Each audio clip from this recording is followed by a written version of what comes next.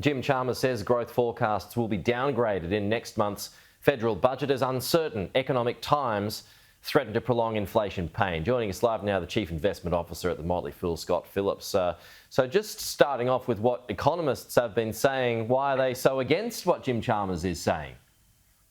Pete, good morning. This is a really difficult one. Look, they're all trying to forecast the future, both the Treasurer and the economists who are taking a different view.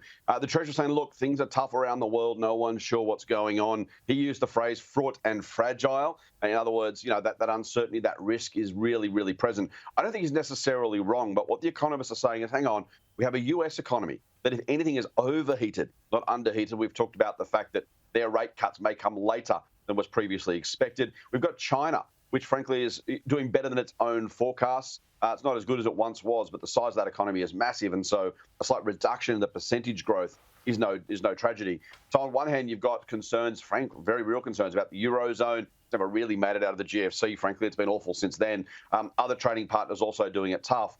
On the other hand, as I say, those big economies, the two biggest economies, the US and China, doing better than most expected. Now, the risk or the concern, I think, from some of those economists is that Treasurer Chalmers might use that outlook to potentially add stimulus to the Australian economy because of that concern.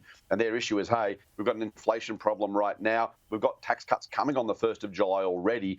If the Treasurer was to use the global economic circumstances to further stimulate the Australian economy, it may actually make the problem worse rather than better, particularly in the short to medium term. Some of America's biggest pension funds are set to vote against the re-election of Woodside Energy Chairman Richard Goyder. He's having a troubling time of things lately, hasn't he? So how come? Let's switch over to Woodside. So why is this the case?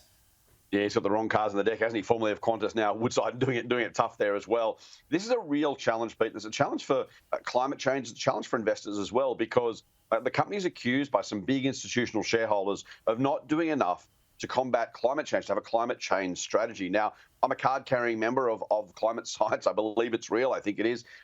That being said, if you're in the business of fossil fuels, I'm not exactly sure what those shareholders would have Woodside do.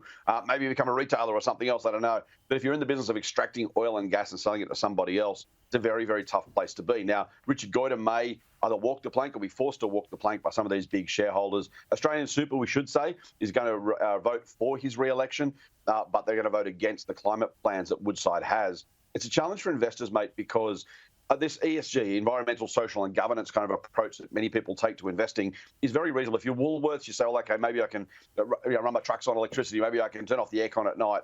If you're in the oil and gas business, that's literally what you do. And if you're a shareholder, a smaller shareholder in these businesses, and these big pension funds and super funds are kind of throwing their weight around in the boardroom, you've got to ask yourself what the future looks like as an investment for some of these companies. And it really increases the risk, not because of the ESG risks themselves, but because of what those shareholders may require or vote for or decide the company should do, which may well either improve or probably decrease profitability. So there's some very real issues for investors, even if you're not taking active part in the climate change debate, in what these sorts of businesses, think about coal companies, next probably cab off the rank. What is their future in a world where these shareholders are throwing their weight around, as I say, and potentially voting for things that make your outcomes worse? Okay, Scott Phillips, good to see you as always. We'll chat to you soon.